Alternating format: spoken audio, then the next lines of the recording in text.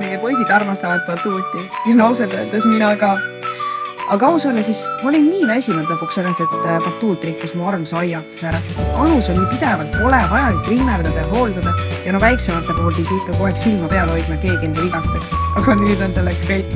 Ja see muutus ei tulnud küll üleöö ega täiesti vallutab, aga no vau, kui seda väärt see kõik oli.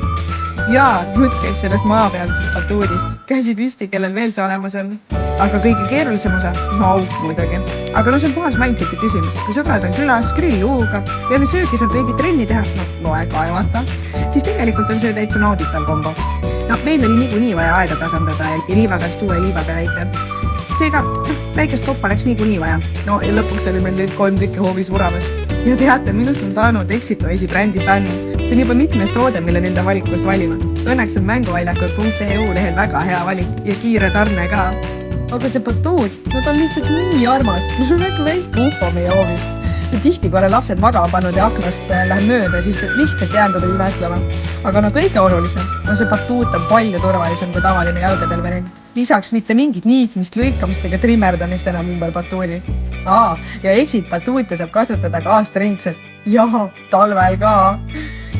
Kui sa oled ka mõelnud maapealse batuudi ostmise peale, siis julgelt mulle kirjutada ja ma saan oma kogemust jagada.